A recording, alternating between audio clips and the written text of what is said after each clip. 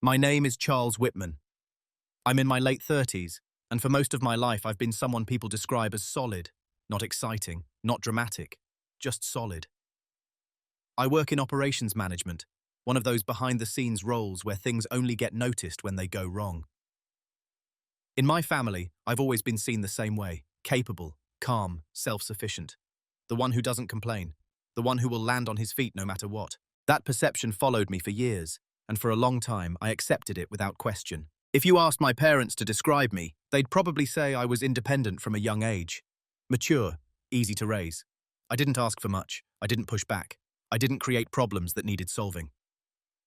Compared to my sibling, who was louder, more expressive, and more visibly in need of support, I seemed fine. And fine, I learned, is often mistaken for doesn't need help. I'm sharing this story not to stir anger or collect sympathy. There's no shouting in it, no revenge, no moment where I finally tell everyone off and walk away feeling triumphant. This is a quieter story than that. It's about clarity, about the slow realization that love, even when it's genuine, is often expressed through priorities. And those priorities don't always line up with what we hope they will be. This story centers on one particular moment, but it didn't start there.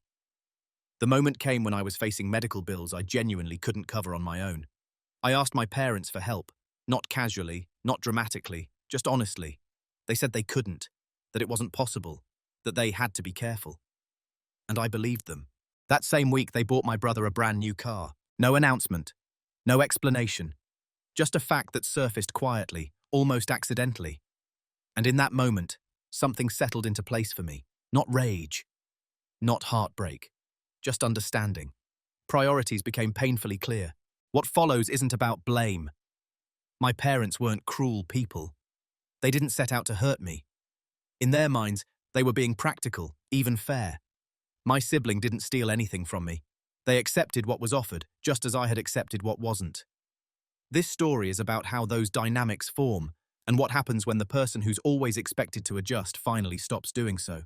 Over the course of this story, I'll take you through how I was seen in my family, how small moments of dismissal stacked up over time, and how silence, something I once used to keep the peace, slowly became a deliberate choice. You'll hear about decisions made quietly, without confrontation, and consequences that unfolded without anyone fully understanding why. I'm not here to dramatize my pain or vilify anyone else. I'm here to tell the truth as clearly as I can, from my perspective, without exaggeration. Because sometimes the most defining moments in our lives aren't the loud ones, they're the ones we almost miss. So before we continue, I want to ask you something, honestly and without judgment. Have you ever realized that being the strong one in a family sometimes comes at a cost no one ever acknowledges? For as long as I can remember, I was the easy one. That wasn't a title anyone formally gave me. It was something implied, reinforced quietly over the years. I was the child who didn't need reminders, the teenager who handled his own schedule, the adult who didn't ask for help unless absolutely necessary. When something went wrong, I was expected to adapt. When something went right, it was assumed that I would.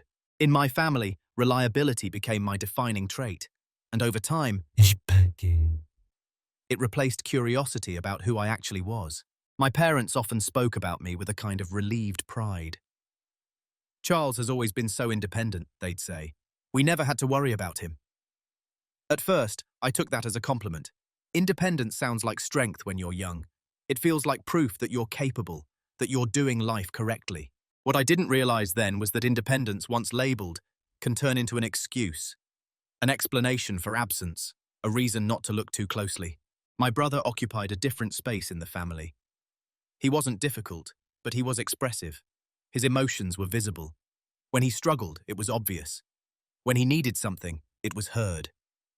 Conversations bent around his needs naturally, not because anyone consciously favored him, but because his presence demanded response.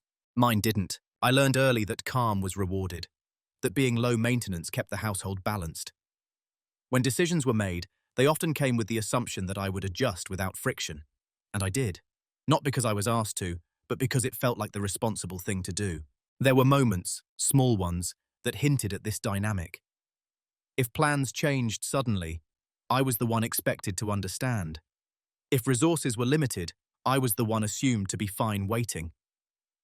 When attention shifted elsewhere, I told myself it didn't matter. And for a long time, I believed that. I told myself that my parents trusted me more, that they knew I could handle things, that their focus on my brother was situational, temporary, and justified. I didn't frame it as neglect. I framed it as efficiency. If someone needs less, you give them less. That logic felt reasonable, until it became personal. As I got older, the pattern stayed consistent. When I graduated, the celebration was quiet. When I got my first stable job, it was acknowledged, then quickly absorbed into the assumption that I was set. When I moved cities for work, there were no long conversations about whether I was okay. It was simply accepted that I would be. I rarely shared when I felt overwhelmed.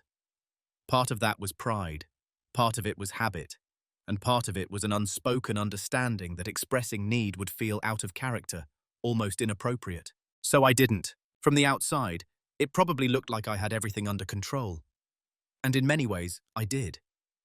But control isn't the same as being supported, and strength, when it's expected rather than chosen, slowly turns into isolation. Looking back now, I can see that I wasn't invisible. I was predictable. And predictability made it easy for others to overlook the moments when I needed something different. At the time, though, I didn't name it. I didn't resent it. I simply accepted the role I had been given. The reliable one. The steady one. The one who would make it work. I had no idea how expensive that role would eventually become. The first time I noticed it, I almost dismissed it. That's the strange thing about small moments. They rarely announce themselves as important. They arrive quietly, wrapped in reasonable explanations. And if you're someone who's learned to minimize your own reactions, they're easy to file away as misunderstandings. At the time, I was in my late 20s and had just started a new role. It wasn't glamorous, but it mattered to me. I'd worked hard to get there, taken extra certifications on my own time, and moved into a position that finally felt like progress rather than maintenance. I remember calling my parents to share the news, not expecting celebration, just acknowledgement. They were pleased, politely so. My mother said she was proud of me. My father asked a few practical questions about benefits and stability. Then within minutes, the conversation shifted. My brother was considering a career change and was unsure about his next steps. The tone changed immediately, more engaged, more concerned. Suggestions were offered, reassurances given. Time stretched. I told myself it was nothing. He was uncertain, I wasn't. Of course, they focused on him, but something lingered. It wasn't jealousy. It was the faint sense that my milestones were treated as conclusions, while his were treated as crossroads. When I succeeded, it closed a chapter. When he struggled, it opened a discussion. That pattern repeated in subtle ways. When my brother needed help moving apartments, my parents rearranged their schedules. When I moved cities for work a year later, I handled it myself. No one offered to come along. No one asked if I wanted help. It was assumed I didn't need it, and I didn't challenge that assumption. Another time, I mentioned casually that I'd been dealing with persistent back pain. Nothing dramatic, just something that had been affecting my sleep. My father nodded, said, "You've always had a high pain tolerance," and moved on. A week later, my brother mentioned feeling burnt out, and suddenly there were discussions about taking time off, about stress, about self-care. Again, I told myself I was reading too much into it. I became very good at explaining things away. They're just worried about him. He needs more support right now. I'm better at handling things, it's fine. But each explanation came at a cost I didn't yet recognize. Every time I minimized myself, I reinforced the role they already saw me in. The one who doesn't need, the one who copes, the one who will be okay regardless. What made it harder to name was that none of it felt malicious. There were no cruel words, no deliberate exclusion, just a steady imbalance of attention and concern that was easy to overlook if you weren't the one living inside it. I remember one specific dinner, a family gathering where conversation flowed easily. My brother talked about his plans, his doubts, and his frustrations. Everyone listened. I shared something small about a project I was proud of, and the table nodded politely before the conversation drifted elsewhere. It wasn't intentional. No one interrupted me. No one dismissed me outright. They just didn't stay. That was the first time I felt the cut. Not sharp, not deep, but precise. A realization that my experiences didn't invite curiosity the way his did. That my stability made me less interesting, less urgent. I went home that night and didn't feel angry. I felt oddly quiet, as if I'd noticed a rule I hadn't known existed before. From then on, I became more selective about what I shared, not out of spite, but out of instinct. If something wouldn't be met with interest or care, it felt easier to keep it to myself. I framed it as maturity, privacy, independence. In reality, it was an adaptation, and everyone around me seemed relieved by it. The first small cut didn't hurt because of what was taken away. It hurt because it taught me something, that my needs, when expressed calmly, were easy to overlook. That being reasonable made me less visible. And that once people learn you won't ask for much, they stop offering altogether. I didn't confront anyone. I didn't change anything outwardly. I simply adjusted, quietly, the way I always had. I had no idea then that this adjustment would become a habit, and that habits, left unexamined, eventually shape entire relationships. By the time I noticed the pattern clearly, it had already become familiar enough to feel normal. That's how it works, I think. Disrespect doesn't usually arrive as a declaration. It settles in gradually, disguised as practicality, framed as circumstance, softened by good intentions. And when you're someone who's learned to stay composed, to give others the benefit of the doubt, you end up helping it take root. After that first small cut, I didn't withdraw completely. I just recalibrated. I shared less. I expected less. And because nothing visibly broke, everyone, including me, assumed things were fine. When holidays came around, my brother's schedule always shaped the plans. If he could make it, dates were adjusted. If he couldn't, discussions stretched on, looking for alternatives. My availability, on the other hand, was treated as flexible by default. If I couldn't come, it was accepted quickly, almost efficiently, as if my absence required less emotional accounting. At the time, I told myself it made sense. I didn't have kids. I didn't have complications. I could adapt. I always had. When money came up, the contrast became clearer, though still subtle. My parents occasionally helped my brother with unexpected expenses, repairs, shortfalls, transitions between jobs. It was never framed as favoritism.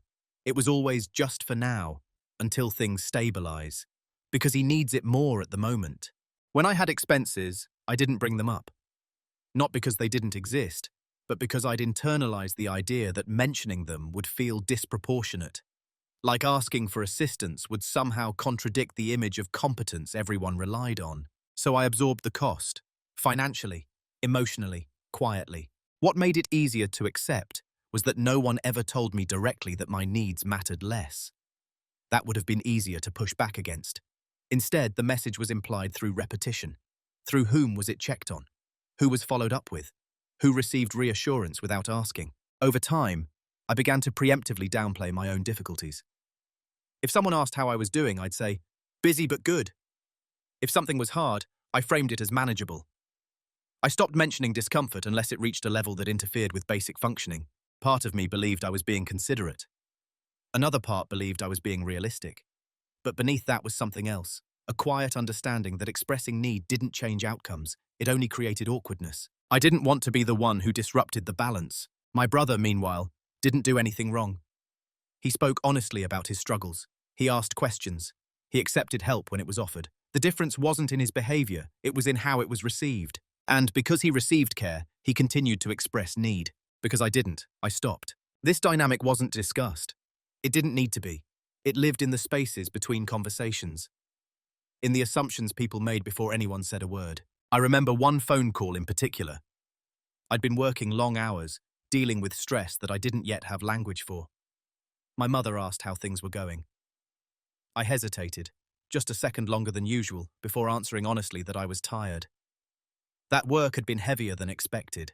There was a pause, but then she said, "Well, at least you're good at handling pressure. You've always been strong like that." It was meant as praise. I thanked her, and that was the end of it. No follow-up question, no curiosity, just a neat conclusion drawn around my experience. Strength, once again, was used to close the conversation rather than open it. That was when I realized something important. My calmness had become a kind of currency. It kept things smooth, predictable, comfortable. For everyone but me, and the longer I maintained it, the more it was expected. I wasn't being actively disrespected in a dramatic sense. I was being quietly deprioritized. And because I didn't object, the dynamic solidified. I told myself I was choosing peace, that this was just how families worked, that not everything had to be equal to be fair. These explanations helped me stay functional, but they also kept me from asking a harder question. What happens when being understanding becomes a habit others rely on at your expense? By normalizing the imbalance, I was participating in it. Not consciously, not willingly, but effectively. And the longer it went on, the harder it became to imagine doing anything different. Speaking up felt unnatural, almost selfish, as if I'd be breaking an unspoken agreement that I'd never formally agreed to, but had been living by for years. I didn't know it yet, but this normalization was laying the groundwork for something far more consequential. Because once disrespect feels normal, it takes something undeniable to finally expose it. And when that moment came, there would be no misunderstanding left to explain away. At some point, without anyone ever saying it out loud, my role in the family stopped being flexible. It settled into something fixed, defined, predictable. I was the reliable one, the problem solver, the person you didn't have to worry about. And once that role solidified, everything I did was interpreted through it. If I stayed quiet, it was maturity. If I handled things alone, it was independence. If I didn't ask for help, it was proof that I didn't need any. No one paused to ask whether any of that was a choice. The role came with expectations that were rarely stated, but always enforced. I was expected to understand when plans changed, to be patient when resources were limited, to be supportive without needing support in return. And because I met those expectations consistently, they became invisible. What I didn't see at first was how little room that role left for me to be human. When my brother struggled, it was framed as something happening to him. When I struggled, it was framed as something I would handle. The difference wasn't subtle once I noticed it. It was structural. I remember a conversation where my parents talked about the future, retirement plans, downsizing, what-ifs. They spoke openly about needing to make sure my brother was okay, that he had stability, that he wouldn't feel left behind. When my name came up, it was brief. "Charles will be fine," my father said. "He always is." Everyone nodded. That sentence wasn't meant to exclude me, it was meant to reassure. But it landed like a quiet erasure. As if my well-being required no consideration because it was assumed, guaranteed, automatic. I realized then that my role wasn't just about behavior, it was about perception. I wasn't seen as someone who might need help later. I was seen as a fixed outcome. A solved equation. And solved problems don't receive attention. The more I reflected on it, the more I saw how often this assumption guided decisions.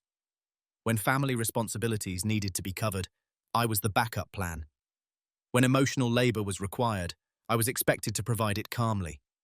When compromise was needed, it usually came from my side, not because anyone demanded it, because it was assumed. I tried, briefly, to step outside that role. Not dramatically, just experimentally. I mentioned being overwhelmed once. I expressed hesitation about taking on an extra responsibility. The responses were subtle but telling. Surprise, mild confusion, reassurance that I had this. The underlying message was clear. This version of me didn't fit the role people were comfortable with, so I retreated. It was easier to return to the familiar shape than to insist on being seen differently. Easier to carry the weight quietly than to explain why it is heavy. But something shifted internally during that period. Not anger, awareness. I began to see my role not as an identity, but as an assignment. One that benefited others by simplifying them out of worry, but cost me visibility. I noticed how often I was thanked for being understanding, flexible, and reasonable. Words that sound positive until you realize they're often used to maintain imbalance. Appreciation became a substitute for care. And I accepted it for a while, because at the time, I still believed the role came with an unspoken safety net. That if things ever became truly difficult, if I ever genuinely needed help, the dynamic would adjust. That people would step up when it mattered. I didn't know yet how conditional that assumption was. What I didn't realize was that roles, once assigned, tend to persist even in moments that demand re-evaluation. And that the longer you play a part without protest, the more shocking it becomes when you finally stop. This role, reliable, invisible, adaptable, was shaping not just how others treated me, but how I treated myself. I began to measure my worth by how little I needed, how efficiently I absorbed discomfort, how smoothly I made things easier for everyone else. It took time for me to understand that this wasn't a strength. It was conditioning, and like all conditioning, it would eventually be tested. The day something shifted didn't arrive with drama. There was no argument, no raised voices, No moment where I finally said everything I'd been holding back. In fact, on the surface, it looked like an ordinary day. One of those quiet stretches of time where life feels manageable, even routine. That's why it took me a while to understand what had actually changed. I'd been dealing with the ongoing health issues for months by then. Nothing immediately life-threatening, but persistent enough to wear me down. Tests, appointments, procedures that were described as minor, but added up quickly, financially and emotionally. I kept working through it, adjusting my schedule, managing the discomfort the same way I managed everything else. Quietly. At first, I told myself it was temporary. I had savings, I had insurance, I had a plan. But plans have limits, and eventually I reached mine. The bills didn't arrive all at once. They came in waves, each one small enough to rationalize, until suddenly they weren't. I remember sitting at my kitchen table one evening, papers spread out in front of me, doing the math over and over as if the numbers might change if I stared at them long enough. That was the first time I seriously considered asking for help. Not because I wanted to, but because I needed to. I didn't call my parents right away. I waited, thought it through, rehearsed how I'd explain the situation without sounding dramatic or irresponsible. I framed it carefully, the way I always did, emphasizing that I had a plan, that this wasn't ongoing, that I wasn't asking for anything unreasonable. When I finally did call, the conversation was calm, practical. I explained the situation. I shared the numbers. I asked if they could help cover part of the cost, just to get me through the next few months. There was a pause on the other end of the line. Longer than usual. Then my mother spoke. She said they didn't think they could. Things were tight. That they had to be careful. My father added that it wouldn't be responsible for them to step in right now. They weren't unkind. They didn't dismiss me outright. They just closed the door. I said I understood, and I meant it, at least in the moment. I thanked them for listening. We talked about something else. The call ended the way all our calls did. Pleasant, efficient, unresolved. I sat there afterward, phone still in my hand, and felt something unfamiliar. Not disappointment exactly, more like confirmation. A few days later, I found out about the car. It wasn't presented to me as news. It came up casually, in conversation, as if it were an obvious development. My brother needed something reliable. It made sense. They wanted him to feel supported. The purchase had happened quickly, decisively. The timing landed quietly, but the impact was anything but. I remember standing in my kitchen again, this time with nothing spread out in front of me, just space. And in that space, something finally aligned. The conversations, the assumptions, the role I'd been playing for years. This wasn't about money. It was about priorities. In that moment, I didn't feel angry. I didn't feel betrayed. I felt clear. A kind of calm understanding that cut through years of rationalization. I saw, finally, that my stability had been mistaken for resilience without limits. That my silence had been interpreted as a capacity. That was when resources were finite. They flowed toward the person perceived as needing them most, not the person who asked least gracefully. Priorities became painfully clear. I didn't confront anyone. I didn't mention the timing. I didn't ask for explanations. There was nothing to argue about, because the truth didn't need defending.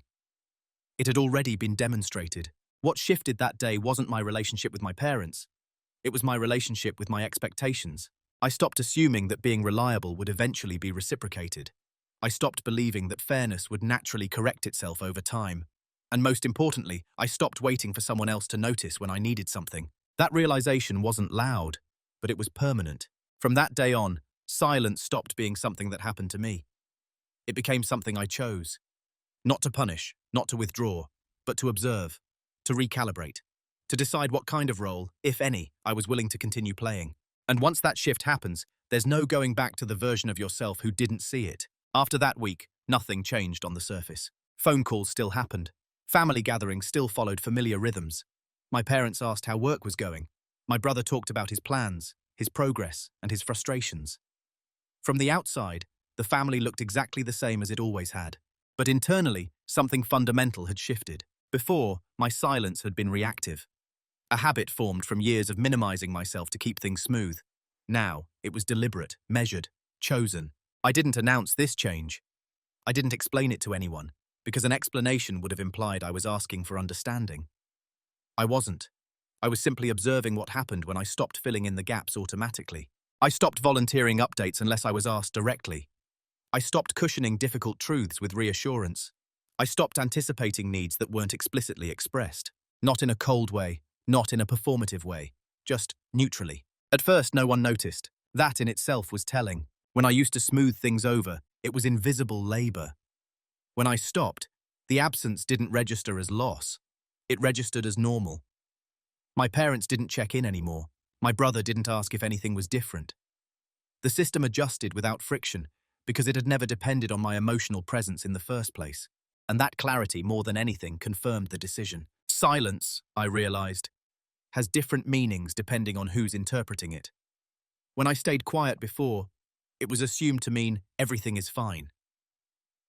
When I stayed quiet now, it was still assumed to mean the same thing. The difference was that I no longer felt responsible for correcting that assumption. I listened more than I spoke. I noticed how often conversations centered around reassurance, reassuring my brother, reassuring my parents that things were under control, reassuring everyone that the balance was intact. I noticed how rarely anyone asked questions that didn't already contain an answer. How are things going? Busy but fine, I'd say. And that would be enough. There was a strange relief in that. Not because I enjoyed withholding information, but because I finally understood that offering it had never changed the outcome. Silence stopped feeling like self-erasure and started feeling like self-preservation. Others, predictably, mistook it for weakness. They interpreted my calm as acceptance. My lack of reaction was agreement. The same traits that had once defined me now worked as camouflage. No one suspected I was reassessing anything. No one imagined I was making internal decisions that didn't include them. And that was the point. I wasn't planning revenge. I wasn't keeping score. I was simply stepping out of a role that required me to absorb imbalance quietly. Silence gave me space. Space to think, to evaluate, to decide what I owed and what I didn't. I started paying closer attention to my own life, my finances, my health, my long-term stability.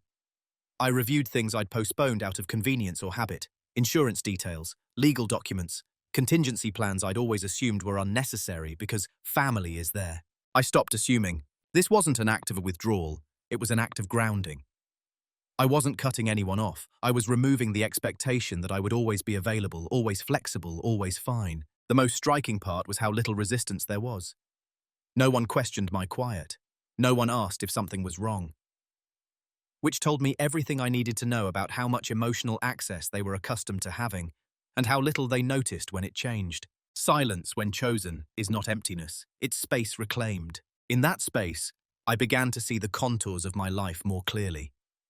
Not as it was perceived, but as it actually functioned. Who showed up? Who assumed? Who benefited from my steadiness without contributing to it? And slowly, without urgency or drama, I began preparing for a version of my life that didn't rely on being the easy one. No announcements, no warnings, just quiet alignment between what I felt and how I acted. They thought nothing had changed. They were wrong. What they never noticed wasn't a single action or decision. It was a process. While everything looked the same from the outside, I was slowly reorienting my life in ways that didn't require permission or explanation. I wasn't hiding anything. I simply wasn't announcing it. And because no one was looking for change from me, none of it registered. I began with information. I reviewed every aspect of my financial situation with a level of attention I'd never given it before. Not out of fear, but out of responsibility. I listed assets, liabilities, and obligations. I looked at how vulnerable I actually was if something went wrong again, and how much of my security was built on assumptions rather than safeguards. I realized that part of the reason the medical bills had shaken me wasn't just the cost. It was the realization that I'd unconsciously counted on family support as a backstop. Not as a guarantee, but as a possibility. That assumption had been quietly removed, and I hadn't noticed until it mattered. So I replaced it. I adjusted my savings strategy, increased my emergency fund beyond what I'd once considered sufficient. I re-evaluated insurance coverage, opting for higher premiums in exchange for lower exposure. I paid attention to details I'd previously waved away as probably fine. No one noticed. I also began documenting things. Not obsessively, not defensively, just carefully. Expenses, health records, conversations that involved commitments or expectations. I didn't do this because I expected conflict. I did it because clarity requires evidence, even if it's only for yourself. For years, I'd relied on memory and good faith. Now, I rely on structure. At work, I applied the same mindset. I took note of how often I stepped in to solve problems that weren't technically mine. How frequently my reliability was used as a buffer for inefficiencies elsewhere. I didn't stop being competent, but I stopped being automatically available. I let small gaps appear. Nothing broke. Nothing collapsed. In fact, the system adjusted. Others picked up responsibility when I didn't preemptively take it. The world didn't end, and that too was instructive. I started investing in skills I'd postponed developing because they weren't immediately necessary. Long-term planning tools. Advanced certifications. Knowledge that wouldn't make me more visible, but would make me more autonomous. I wasn't trying to impress anyone. I was building options. Options change how you see everything. Socially, I became more selective. Not distant, intentional. I noticed which relationships felt reciprocal and which relied on me being the stabilizing force. I invested more time in the former and gently disengaged from the latter. Again, no one noticed. That was the most telling part of all of it. My withdrawal from certain patterns didn't create alarms because my presence had never been perceived as essential, only convenient. At home, I reorganized my living space in ways that reflected permanence rather than flexibility. I replaced things I'd kept good enough out of habit. I made decisions that assumed I would be the primary person responsible for my future without contingency plans involving anyone else. It wasn't dramatic. It was practical. Every step reinforced the same conclusion. I didn't need to announce my independence. I needed to operationalize it, and the more I did, the less resentment I felt. Preparation replaced frustration. Structure replaced expectation. I stopped mentally negotiating with people who weren't aware that a negotiation was happening. There's a particular kind of calm that comes from knowing you're not waiting on anyone anymore. The people around me still saw the same version of me they always had. The steady one, the quiet one, the reliable one. They didn't see the shift because it didn't disrupt their experience. It only changed mine. That invisibility, which had once felt like a loss, became an advantage. I could build without interference. I could decide without debate. I could prepare without being told I was overthinking. They never noticed the way my questions changed, the way my timelines extended, the way my decisions stopped factoring in hypothetical support.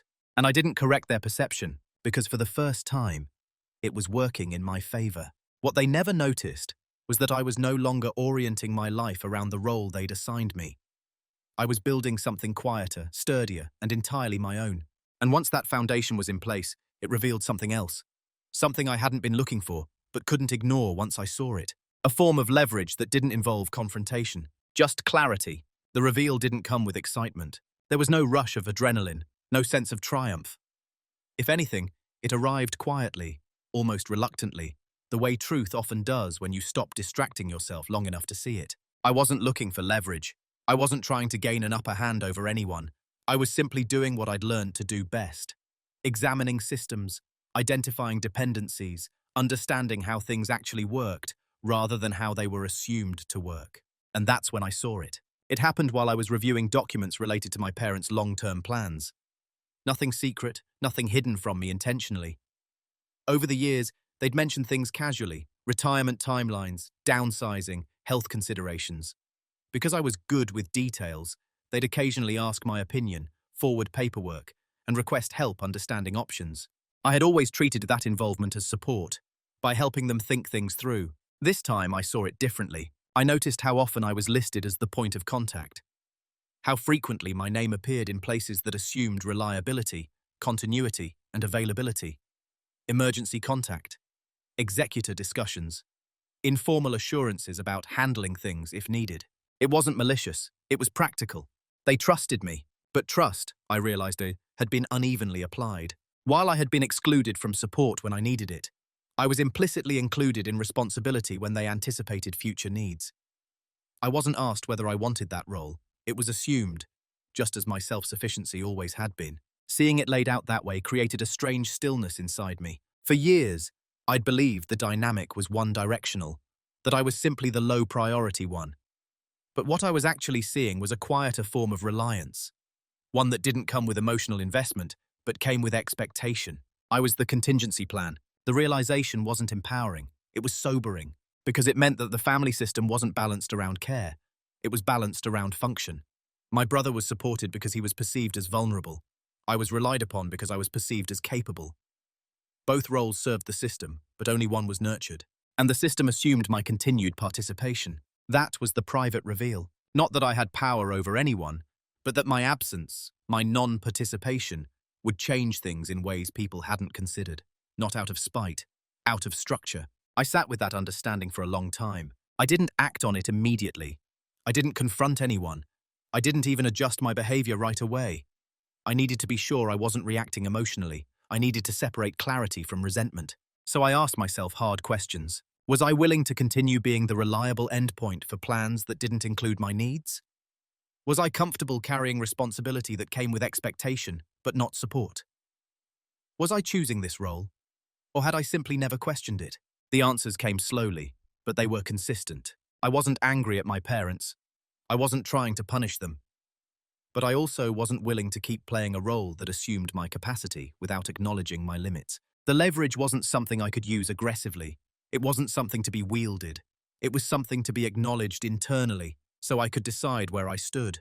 For the first time, I understood that opting out was an option. That realization didn't make me feel powerful. It made me feel responsible.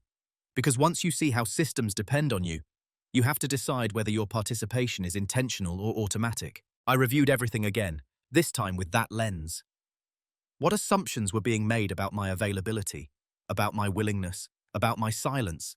And I began quietly disentangling myself from roles that had never been explicitly chosen. I updated the documents, clarified boundaries, redirected points of contact where appropriate, not dramatically, not defensively, just accurately. I didn't announce these changes. I didn't explain them. I simply aligned reality with my actual capacity. The reveal didn't change how I saw my family. It changed how I saw myself within it. I wasn't invisible. I wasn't powerless. I had simply been unacknowledged in ways that benefited others. And acknowledgement, once internalized, changes how you move. From that point on, every decision became simpler, not easier, but clearer. Because I was no longer operating under unspoken expectations. I was choosing, and that meant that a decision point was coming, one that couldn't be deferred forever. Once you see a decision coming, you can't pretend it isn't there. For a while, I lived in the space just before it, aware, prepared, but not yet committed. Everything I'd learned had clarified my position, but clarity doesn't automatically tell you what to do with itself. It only removes the excuse of ignorance. I knew I couldn't keep things exactly as they were, but I also knew I didn't want to act out of bitterness or urgency. This wasn't about proving a point. It was about choosing a future I could live with, honestly. There were several options in front of me. I could confront my parents directly, lay everything out, explain how the timing of the medical bills and the car purchase had affected me, ask for acknowledgement, maybe even an apology. That path promised emotional release, but it also relied on something I no longer wanted to depend on, their capacity to understand me in the way I needed. I could continue as I had been, quietly reliable, quietly resentful, quietly prepared. That path was familiar, comfortable in a way. It required the least disruption, but it also required me to keep absorbing a dynamic I'd already outgrown. Or I could do something simpler and harder. I could change my participation, not through withdrawal or punishment, not by cutting anyone off, but by redefining what I was available for, without debate or explanation. By aligning my actions with my values instead of my role. That was the irreversible option. Once you stop showing up automatically, people notice eventually. And once you stop filling a space others assumed would always be occupied, it changes the shape of the system around you. You can't undo that kind of shift, not because it's dramatic, but because it's structural. I spent weeks thinking it through. I paid attention to how I felt after conversations, not what was said, but what was assumed. I noticed how often I was included in plans without being consulted, how frequently was my agreement implied rather than requested, and I asked myself a question I'd avoided for years. If I weren't seen as the strong one, would these expectations still exist? The answer was clear. So I made a decision, not all at once, but decisively. I chose to stop being the default. I didn't announce it. I didn't frame it as a boundary conversation. I simply began responding differently. When asked to commit to future responsibilities, I asked for time to consider. When assumptions were made about my availability, I clarified them calmly. When plans included me without discussion, I adjusted them to reflect my actual capacity. No anger, No explanation beyond what was necessary. At first, it felt uncomfortable, like breaking an unspoken rule. There was a part of me that expected pushback, confusion, maybe even guilt. But what I encountered instead was hesitation, small pauses where people recalculated because the equation had changed. And that hesitation told me I'd chosen correctly. The decision wasn't about distancing myself emotionally. It was about refusing to participate in a dynamic that treated my stability as infinite. I was still present, still kind, still engaged, just no longer automatic. That distinction mattered more than I'd expected, because once I made it, I felt something I hadn't felt in a long time: alignment. My actions matched my internal understanding. I wasn't suppressing discomfort or waiting for validation. I was simply acting in accordance with what I knew to be true. I also accepted that this choice might not be understood. That was part of its finality. When you stop explaining yourself, you give up the illusion of being seen the way you wish to be seen. In exchange, you gain the reality of being honest about what you will and won't do. The decision point wasn't dramatic. It didn't change everything overnight. But it marked the end of something important. The version of me who believed that patience alone would eventually lead to balance. From here on, things would change, not because I demanded they do so, but because I no longer upheld the structure that kept them static. And once that structure shifts, consequences follow, not as punishment, but as cause and effect. Quietly, inevitably. After the decision was made, the work became procedural, not emotional, not symbolic, just precise. I didn't frame what I was doing as pulling away. I thought of it as recalibrating inputs and outputs. If expectations had been built on assumptions, then the only way to correct them was through consistent, observable behavior, not explanation. So I moved quietly. The first changes were administrative. I updated beneficiaries, clarified contingencies, removed vague placeholders like "family will handle it" from plans that required certainty. Where I had once left things open-ended out of trust, I now closed loops intentionally. No one noticed. I streamlined my finances further, consolidating accounts and automating safeguards. I shifted money into structures that prioritized long-term resilience over short-term flexibility. I wasn't planning to disappear or detach. I was planning to be self-contained. That distinction mattered to me. When family conversations turned to future planning, I listened more than I spoke.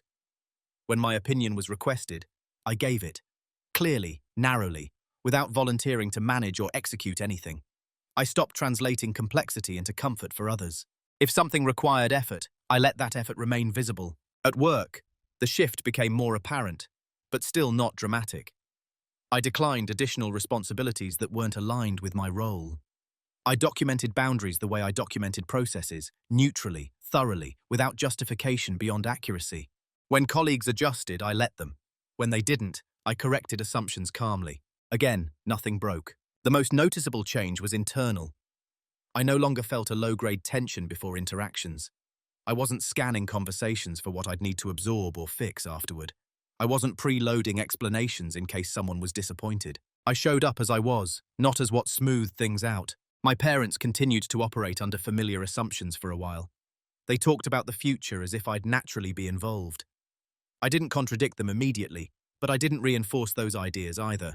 When specifics came up, I asked clarifying questions. What are you planning for that? Who's handling that? Have you confirmed that arrangement? Questions create accountability without confrontation. My brother, too, carried on as usual. He shared updates, accepted support, made plans with the confidence of someone who assumed the structure beneath him would hold. I didn't interfere. I didn't warn him. I didn't step in to balance things behind the scenes the way I once might have. Not because I wanted him to fail, but because I no longer believed it was my role to compensate. This period required discipline. There were moments when stepping in would have been easier, familiar. There were times when I could have smoothed over confusion with a single reassuring sentence. I chose not to. Moving in silence isn't passive. It requires restraint. It means resisting the urge to prove you're still capable. It means letting people experience the consequences of their assumptions at a manageable scale, rather than shielding them indefinitely. The silence wasn't cold. It was clean. I wasn't withholding affection or care. I was withholding automatic compliance. And that distinction allowed me to stay present without being consumed. Slowly, the system began to register the change, not consciously, not all at once, but through small friction points, delays, unanswered questions, tasks that lingered because no one had defaulted to solving them. Still, No one named it. They felt something was different, but couldn't quite say what. That's the nature of moving in silence. When you don't announce your exit from a role, people don't realize you've left it until they reach for you and find the space empty. By the time they noticed, the structure had already adjusted, and the version of me that once held it together quietly was no longer available in the same way. I didn't feel guilt, I felt grounded, because for the first time, I wasn't preparing for other people's futures at the expense of my own. I was already living inside the one I'd chosen. The consequences didn't arrive as punishment. They arrived in confusion. At first, it was subtle. A missed detail here, a delay there. Small things that used to resolve themselves without anyone noticing how or why. The kind of things that for years I would have quietly stepped in to fix before they ever became visible. Now they lingered. My parents started mentioning minor stresses in passing, paperwork that felt overwhelming, timelines that didn't quite line up, decisions that seemed harder than they expected. Nothing dramatic, just an undercurrent of uncertainty that hadn't been there before. I listened. I didn't rush to reassure. When they asked questions, I answered them. When they hinted at needing help, I asked what kind of help they were referring to. Specifics matter. And suddenly, things that had once been assumed required articulation. That shift alone changed the tone. At one point, my mother mentioned how complicated everything felt lately, how she thought things would be simpler by now. I nodded and said I understood, and I did. I just didn't interpret understanding as stepping in to take over. My brother felt it too, though differently. The support he'd grown accustomed to didn't disappear, but it slowed. Not because my parents withdrew it intentionally, but because they were managing more themselves. The system had less elasticity, less unseen reinforcement. He began expressing frustration about delays, about logistics, about how things seemed harder than they should be. I listened the way I always had, calm, attentive. But I didn't translate that frustration into solutions. I noticed something then that stayed with me. When support is structural rather than explicit, its absence feels like neglect, even when no one has actually changed their behavior. They felt a loss, but they couldn't locate it. That was the most difficult part to witness, not because I felt responsible, but because I could see how invisible my role had always been. They didn't miss me. They missed the function I'd quietly performed, and functions, when removed, don't generate gratitude. They generate disruption. There were moments when I could see the questions forming, unspoken. Why does this feel harder? Why isn't this smoother? Why didn't someone think of this? Those questions used to point in my direction automatically. Now, they floated unresolved. No one accused me of anything. No one confronted me. There was no dramatic fallout, just a gradual recognition that things weren't aligning the way they used to, and an unspoken sense that something had shifted. I stayed steady through all of it. Not distant, not defensive, just present without overfunctioning. That distinction mattered more than any explanation could have. The hardest moment came when my parents expressed worry, not about me, but about the future. About how things would be handled if circumstances changed suddenly. About whether their plans were realistic. I listened carefully. For years, I would have absorbed that worry and turned it into reassurance. I would have said, "Don't worry, I'll handle it." I would have smoothed over the uncertainty before it had a chance to fully surface. This time I didn't. I said, "It sounds like you have a lot to think through." And I meant it. The silence that followed wasn't tense. It was heavy. Because for the first time, they were sitting with the full weight of their own assumptions, without my presence buffering it. That was when I understood something important. Consequences don't require confrontation. They only require consistency. I wasn't trying to teach anyone a lesson. I wasn't hoping they'd realize something specific. I was simply no longer compensating for a system that relied on me without recognizing me. And systems noticed that eventually, not through emotion, but through friction, through the slow accumulation of small inconveniences that reveal how much had been quietly handled before. Through the realization that easy had never been inherent, it had been maintained. As these consequences unfolded, I felt something unexpected, relief. Not satisfied, not vindication, relief. Because I was no longer carrying responsibilities that weren't mine by choice. I wasn't bracing myself for needs that hadn't been voiced. I wasn't silently managing other people's comfort at the expense of my own. They were beginning to feel the gap. And soon, they would try to close it. By the time they tried to fix it, the shape of things had already changed. That's the part people rarely understand. They assume repair works the same way damage does, that if you notice a problem early enough, you can reverse it with the right words, the right gestures, the right intentions. But some shifts don't break anything outright. They simply move the center of gravity. And once that happens, nothing returns to its original position. The first signs of panic were subtle. My parents started asking more questions than usual, not logistical ones, relational ones. How are you doing? Whether I felt overwhelmed. Whether work had been stressful. The tone was careful, almost tentative, like they were probing for information without knowing exactly what they were looking for. I answered honestly. What? But narrowly. I said I was managing, that I was focused on my own stability. I had a lot on my plate, but it was intentional. Those answers didn't reassure them the way they once might have. They also began offering help, belatedly, vaguely. If you ever need anything, let us know if we can support you. Statements that floated without structure or follow-through. Invitations without commitment. I heard them clearly for what they were, attempts to restore balance without re-examining the system that had required it. There was a moment when my mother mentioned the medical bills. Not directly, just in passing. She said she'd been thinking about that time, about how hard it must have been. There was regret in her voice, maybe even guilt. I acknowledged it. I didn't minimize it, but I didn't reopen the conversation either. Because by then, it wasn't about that week anymore. It was about everything that had followed. They wanted reassurance that I wasn't pulling away. Those things were still okay.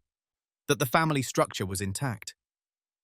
What they didn't realize was that I wasn't withdrawing emotionally, I was withdrawing structurally. And that kind of change doesn't respond to apologies alone. My brother sensed it too. He became more attentive, more curious. He asked questions he'd never asked before. About my plans, my boundaries, whether I'd be around for certain things. There was confusion in his voice. I didn't blame him for that.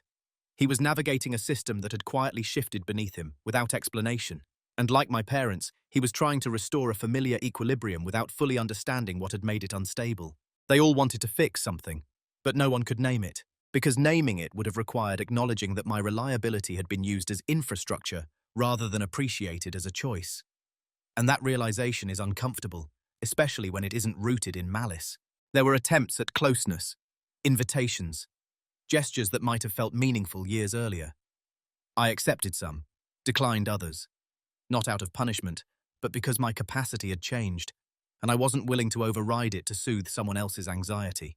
The hardest part wasn't their regret. It was watching them realize, slowly, that the version of me they were trying to re-engage no longer existed. Not because I'd become cold or distant, but because I'd become honest with myself. At one point, my father said something that crystallized it for me. He said, "We didn't know you felt this way. You never said anything." And he was right. I hadn't. But what he didn't say, and maybe couldn't, was that I hadn't been asked in a way that made space for a different answer. My silence had been convenient, and convenience, once relied upon, becomes expectation. I didn't argue that point. There was nothing to win by doing so. I simply said, "I'm taking care of things differently now." That was all. They wanted timelines, reassurance, proof that this was temporary. I couldn't give them that, because the change wasn't reactive. It was foundational. It wasn't that they were too late to care. They were too late to assume the system they'd relied on, quietly, unconsciously, had already been dismantled. Not out of spite, but out of necessity. And rebuilding it would have required a level of awareness and redistribution of responsibility that no one was prepared to undertake. So the discomfort remained. Not explosive, not dramatic, just unresolved. And in that unresolved space, something irreversible became clear. Relationships don't end only when people leave. Sometimes they end when expectations no longer have somewhere to land. What they wanted was restoration. What had already happened was a transformation, and that difference couldn't be negotiated away. The confrontation, when it finally came, didn't feel like one. There was no raised voice, no emotional spillover, no rehearsed speeches. It happened on an ordinary afternoon, during a visit that had no stated purpose beyond catching up. That, in itself, was fitting. The most important shifts in this story never announced themselves loudly. We were sitting at the kitchen table. Coffee had gone cold. The conversation had wandered through safe territory, weather, work, minor updates, until it reached a natural pause. My mother was the one who broke it. She asked carefully why things felt different. Not accusatory, not defensive, just uncertain. I took a moment before answering. Not because I needed to compose myself, but because I wanted to be precise. Precision mattered more than emotion now. I told them that I hadn't stopped caring, that I wasn't angry, that I wasn't pulling away to make a point. I explained that I had realized, slowly, over time, that I'd been operating under expectations I never agreed to, and that continuing to meet them was no longer sustainable for me. They listened, really listened, and that was new, my father asked when this had started. I told him it wasn't one moment, but I also didn't avoid naming the week when it became undeniable. The medical bills, the refusal, the car. I stated it plainly, without emphasis. I understood your decision, I said. What changed for me was understanding what it meant. There was silence after that. Not uncomfortable. Processing silence. My mother said they hadn't realized how much I'd needed help. That they assumed I was okay because I always seemed okay. That they thought they were being fair. I believed her, and that was the strange thing. Believing her didn't undo anything. It just clarified that intention and impact don't cancel each other out. I told them I didn't expect apologies or explanations. What mattered to me now was alignment. That I needed my involvement in future plans to be based on choice, not assumption. That I would help when I could, not because it was expected, but because it made sense for everyone involved. No ultimatums, no demands, just facts. My brother spoke then. He said he hadn't known how things looked from my side, that he'd never thought about how often support flowed toward him without question. He wasn't defensive, just unsettled. I didn't ask him to feel guilty. I told him it wasn't about comparison. It was about patterns, and my decision to stop absorbing them quietly. What struck me most was how calm I felt. Not detached, not numb, just steady. This wasn't a release of pent-up emotion, it was a statement of position. They asked what this meant going forward. I answered honestly. It meant fewer assumptions, more clarity, slower decisions. And I'm prioritizing my own stability without apology. They didn't push back. I think they sensed that this wasn't a negotiation. Not because I was inflexible, but because I was no longer operating from a place that needed approval. The confrontation ended the same way it began, quietly. No dramatic resolution, no promises of sweeping change, just an understanding that something fundamental had been named and that naming it had altered the landscape. As I left that day, I didn't feel relief or triumph. I felt complete, because for the first time, I had spoken without asking to be understood. I had explained without defending. And I had listened without absorbing responsibility that wasn't mine. That was the confrontation, and it didn't burn anything down. It simply clarified where I stood. Who I am now isn't dramatically different from who I was before. I'm still calm, still thoughtful, still reliable in the ways that matter. But the difference is internal, and it changes everything. I no longer confuse reliability with obligation. I no longer measure my worth by how little I need or how much I can absorb. That shift didn't make me harder, it made it clearer. I still speak with my parents regularly. Our relationship didn't collapse, it recalibrated. Conversations are more deliberate now, less assumed. When they ask for help, they ask directly. When I offer support, it's because I've chosen to, not because it's expected. There's more respect in that exchange, even when it's quieter. My brother and I have a different relationship too. Not closer in the way people often mean, but more honest. He's more aware of the support he receives. I'm more aware of the limits I need. We don't compare. We coexist with clearer boundaries. And that clarity has removed a kind of tension I didn't realize I'd been carrying. The most significant changes, though, are in how I live my own life. I plan differently now. I don't assume safety nets that aren't explicit. I build redundancy into my finances, my healthcare, my time. I make decisions as if I am fully responsible for the outcomes, because I am. That responsibility doesn't feel heavy anymore. It feels accurate. I also allow myself to be seen in smaller, more intentional ways. Not everywhere, not with everyone, but with people who show up reciprocally. I don't over-explain my limits. I state them and let them stand. There's a quiet confidence in that. I no longer rush to smooth discomfort, mine or anyone else's. I've learned that discomfort isn't a failure of character. It's often a signal that something needs attention. And I trust myself to respond to those signals now, rather than override them for the sake of harmony. I don't feel bitterness toward my family. I don't replay old moments or tally what was given versus what wasn't. That accounting ended the moment I stopped participating in the imbalance. Forgiveness, for me, didn't come from forgetting. It came from no longer needing things to be different in order to move forward. I'm not the easy one anymore. Not because I've become difficult, but because I've become intentional. People still see me as steady. But now, that steadiness belongs to me first. If I offer help, it's real. If I say no, it's final. If I'm present, it's chosen. That alignment has changed how I experience everything. Work, family, silence. Even solitude feels different when it isn't carrying an unspoken obligation. I used to think strength meant not needing anything. Now I know it means knowing exactly what you're willing to carry and what you're not. Who I am now is someone who understands that love isn't proven by endurance. It's proven by mutual regard. And when that regard isn't there, the most honest thing you can do is stop pretending it is. That understanding didn't make my world smaller. It made it stable. And stability, when it's chosen rather than imposed, feels like freedom. There's a temptation, when a story reaches its end, to look for a verdict, to decide who was right and who was wrong, who failed, who should apologize, who deserves understanding.